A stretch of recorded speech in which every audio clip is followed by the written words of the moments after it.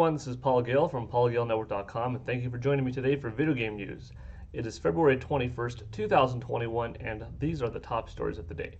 So to kick things off, we just had the Blizzcon event, and we received a lot of cool things from it. I'm going to play a couple of the trailers, and then for the third trailer, just kind of skim through it because it's a little bit on the longer side. But overall, cool event, some exciting news. Let's show you the first thing right here.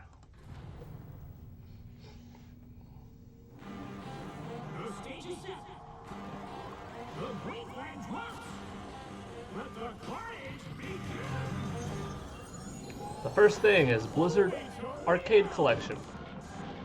It's giving you the Lost Vikings, Rock and Roll Racing, and Blackthorn. I don't think I was expecting this from the BlizzCon event. But it comes with the original editions, new features, able to rewind like in Nintendo Switch Online, which is convenient. And this is available on everything, which is also important. A lot of people haven't played these titles. They're pretty old. Haven't been re-released on, many platforms over the years. This time around, you get to play them on Nintendo Switch, Xbox platforms, PlayStation 4, PlayStation 5, PC. If you want to see some of Blizzard's early content, take a trip back in time to 1993 or so and check out these. Available now, there you go. Nintendo Switch, PlayStation, Xbox One. Let me know if you're interested in this package, and if you do pick it up, what did you think? Moving on, this is something very exciting. I don't know if I should save this for last or not, but I thought, well, let's go with this one second, and the longest one we'll save for last. This might be the best news from BlizzCon, though.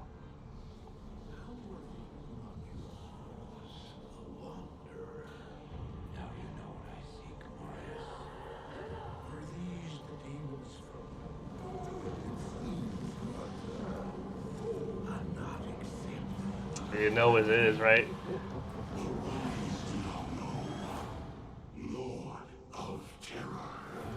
Diablo II Remake from 20 years ago.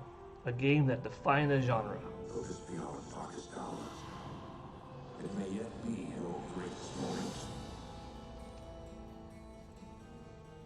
I had an old E-Machines computer back in the day, and that's how I played Diablo II.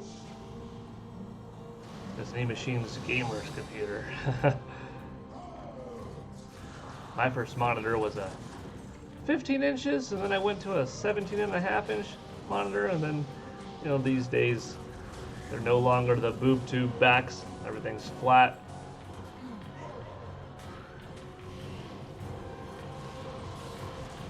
.24 inches at the time sounded enormous, and now it's, good size. Got cross-console play going on with PC. Look at the chaos. If you liked Hades that came out last year and you're not too familiar with the Diablo franchise, you could check out Diablo 3.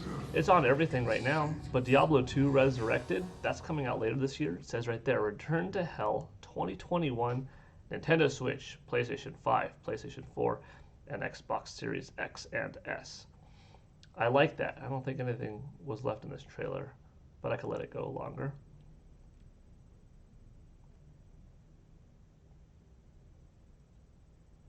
Just letting you know that you could pre-order it if you would like. Go to Diablo2.com for more. I thought this was a very cool part of the show and might be my favorite just because it's coming out now. 2021. It's coming out on all platforms. Everyone's going to be able to have a good time with it. And it's a game that we already know. It's established, and it's exciting to see it come back and get to be experienced, this classic, by a whole new set of people, folks that weren't alive, weren't born yet at the time, I should say. And finally, last but not least, probably the most significant in terms of just overall, this is something that people are looking forward to, can't wait for, but it's still a couple of years out at least. That's a brand new trailer for Diablo 4. It's 4 minutes long though.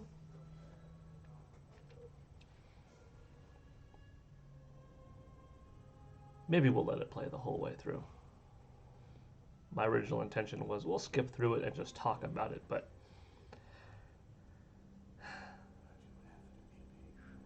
I've seen it already. It is a good trailer. Shows a new class. We'll watch.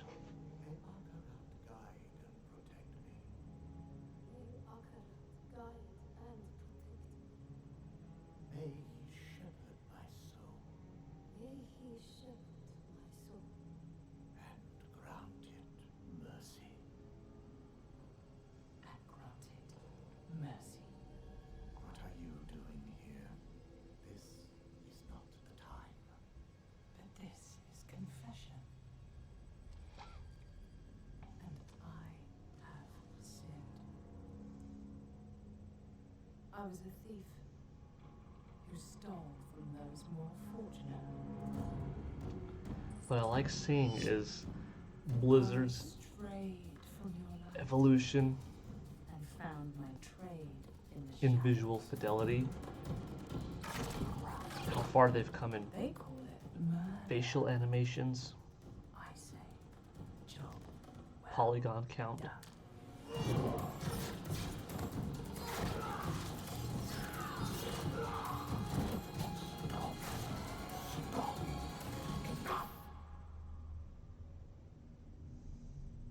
I am a thief, a heretic, a murderer, Father. Will Akarat save me? You mock our light. But those monsters were a scourge upon my throne.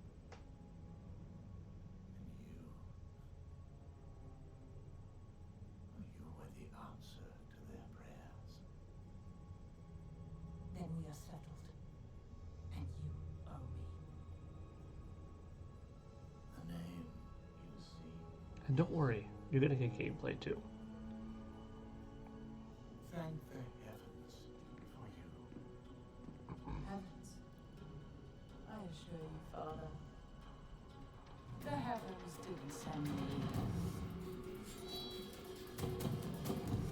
Check out the Rogue class. Look at the depth before you. Look at the texture work. This game is going to be a joy to play in 4K.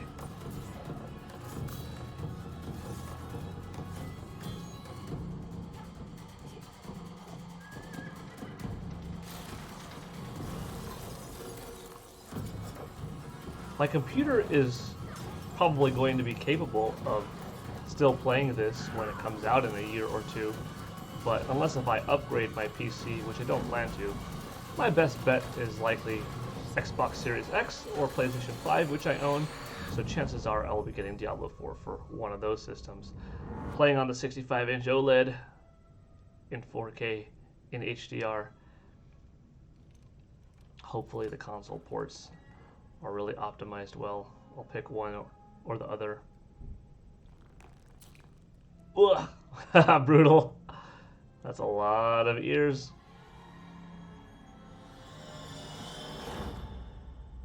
Right?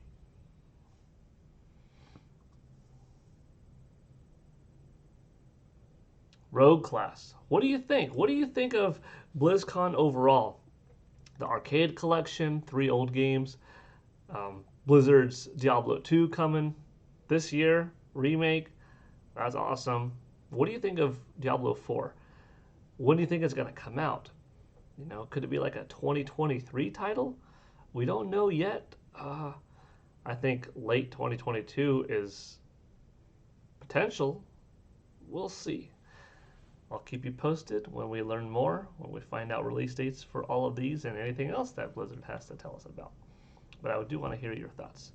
Next up, this is a little bit of a rumor.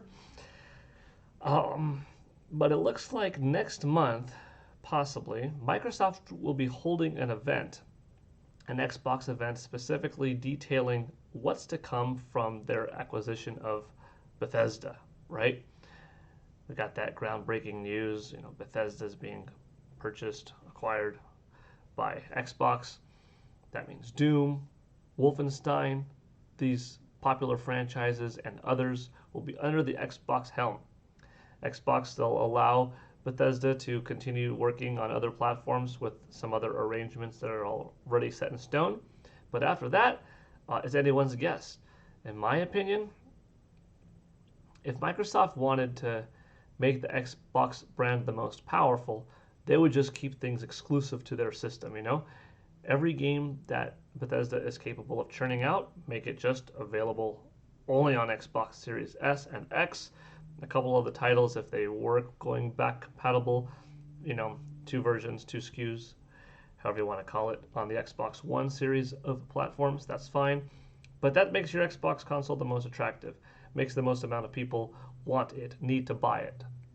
If you want to make the most amount of money, though, maybe you do something like, okay, Wolfenstein 3, the next Doom that comes out after Doom Eternal, these games come out exclusively for Xbox Series X and S day one.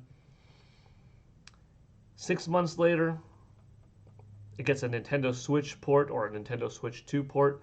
That way you get those people to double dip. Some people are, multi-console owners.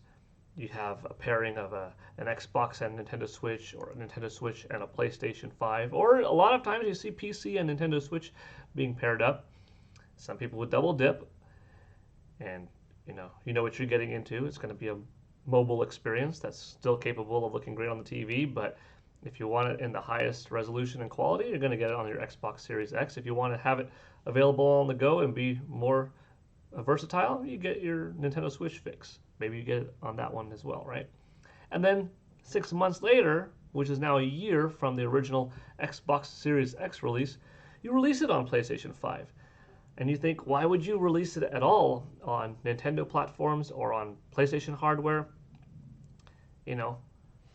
What's the incentive? Well, the incentive is money. You build up the brand more and more. Could you imagine if Microsoft's Minecraft technically was only available on Xbox?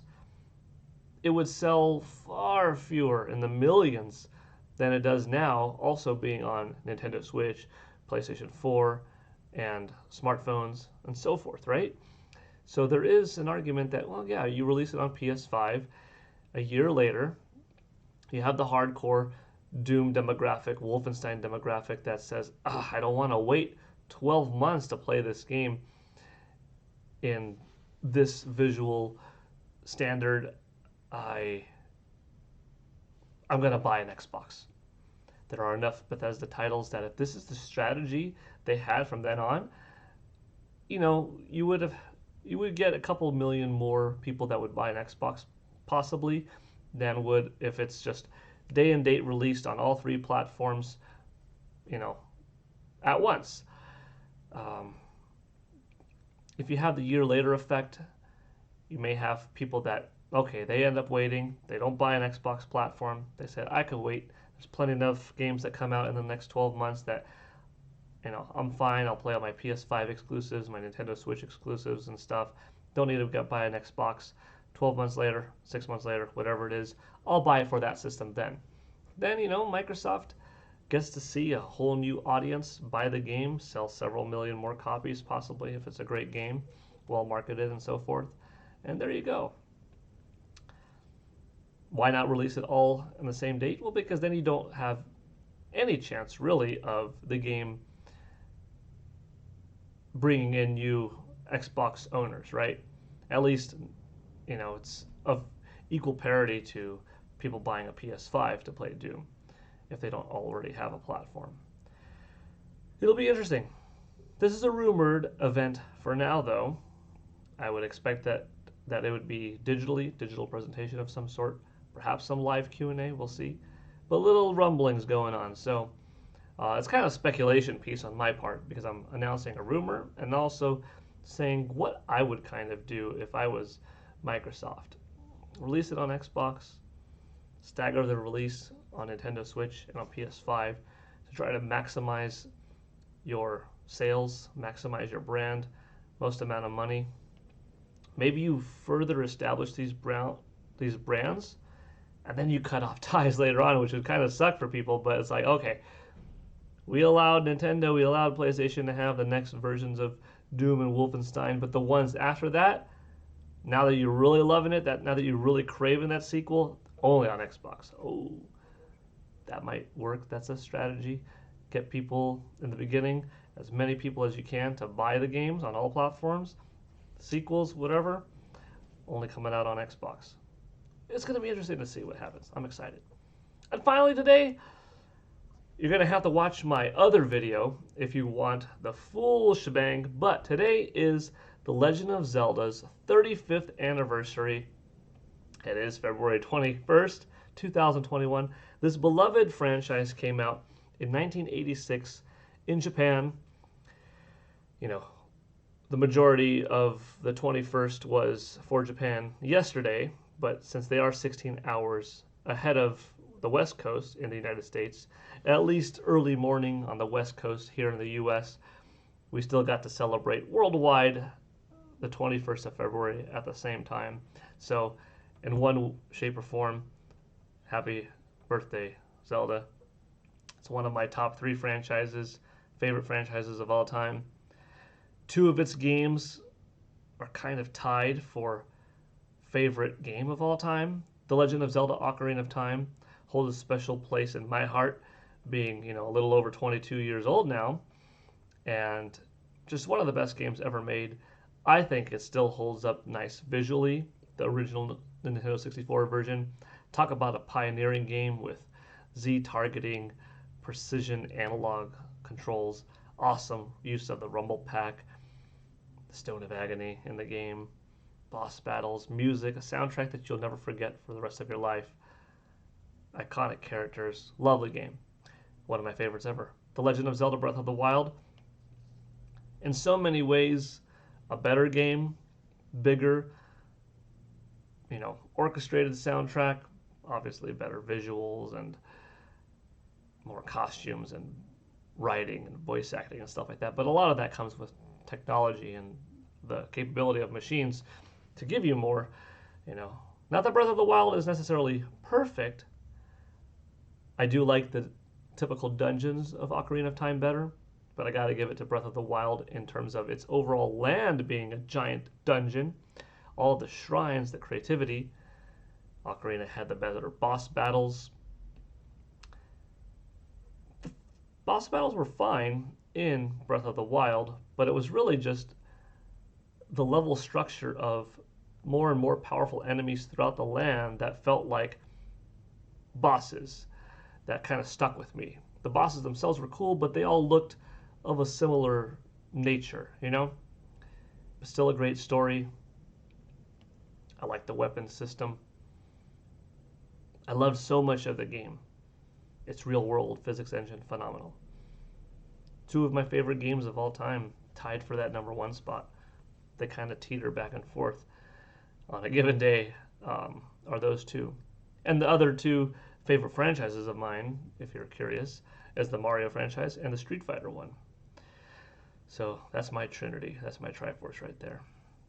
My other video is going to be a special one that you could check out, detailing something very specific of Zelda. So stay tuned to that if you're interested.